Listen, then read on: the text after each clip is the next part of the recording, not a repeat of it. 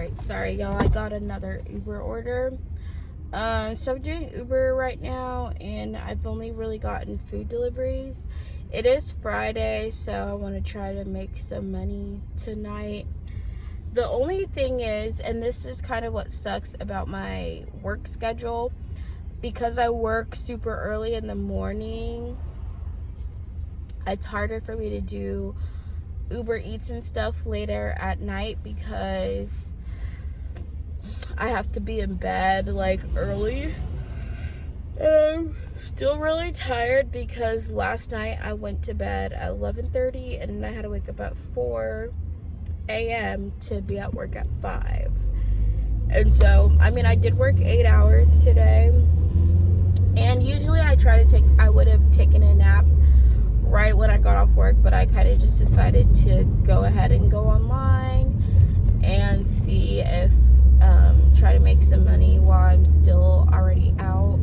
Also because I ended up spending more money than I wanted to, and I know for people watching my videos now, if I buy anything, some people are going to go, like, I don't know, be more judgmental or tell me, oh, you don't need to buy anything. And y'all aren't wrong, but the thing is, when you have a shopping addiction, it kind of just doesn't, you don't factor in any of that stuff. So anyways, I'm trying to make back the money I spent today, which is why we're working. And my savings are still decent for right now, and I also have a job interview next Friday, which is it's a full-time position job, which I may or may not get. Honestly, I don't even know what I'm doing at this point. It's been so frustrating for me because there's just so much going on in my life that's kind of stressing me out, and I do think like that's probably also the reason I've been shopping so much, even though I know I shouldn't be. It's because like I guess it's just like makes my life feel normal again, because the biggest reason that I've been needing to cut back on spending was because my living situation.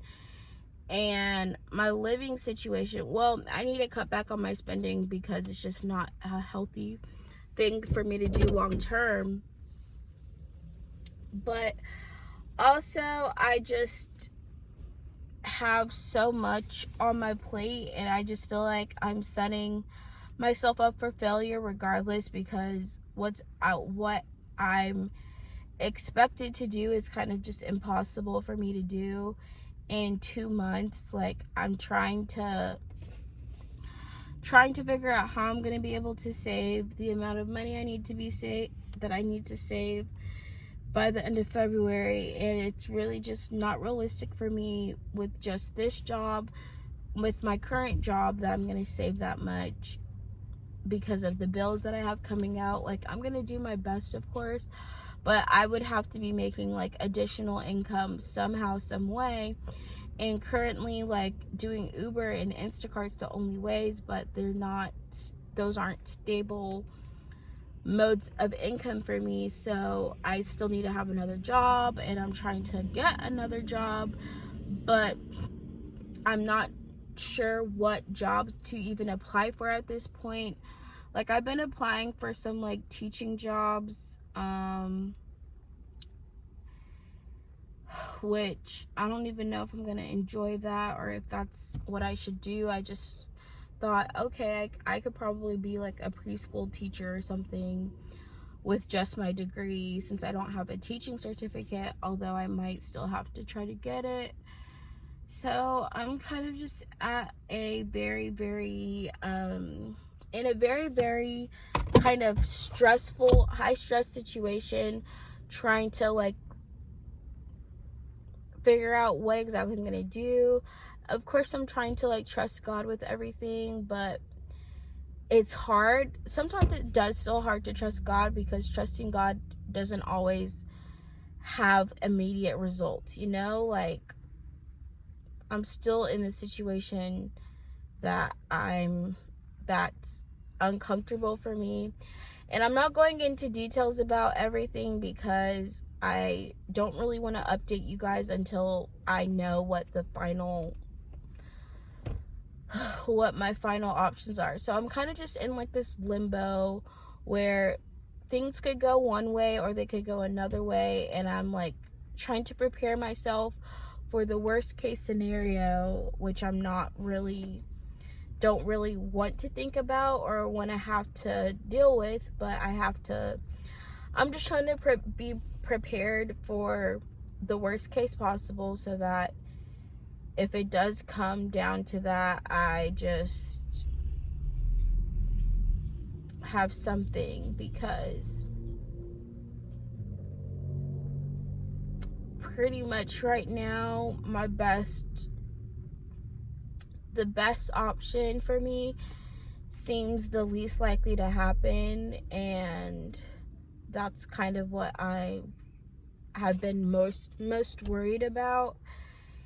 But like I said, the only thing I can do is just wait, but it's hard. I'm just gonna be real with you guys. It's really, really hard for me right now to just wait and hope things turn out how I want them to, and not really have any much I can do to help this situation, because it's just a lot of things are out of my control at the end of the day. And like I said, my finances, I'm trying to it's just, and I think this is also one of the reasons that I know it's kind of a self-depleting thing that I do, because basically my finance, I feel like I give up when I know that what I'm trying to do is not possible, so I'm like, okay, if it's not really realistic for me that I'm going to be able to save this amount of money that I need to save, then I kind of just give up on that goal altogether, because I'm not making the amount I need to be making each week in order to actually accomplish that.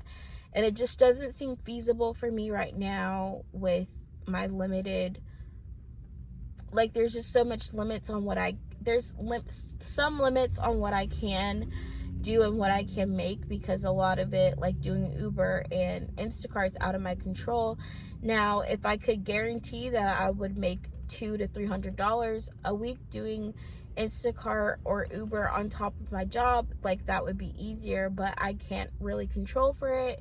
Now, I did have a really good day doing Uber Eats on New Year's Eve, and I made $200, which I put all into my savings. But that money, I'm not guaranteed to make that type of money every single week.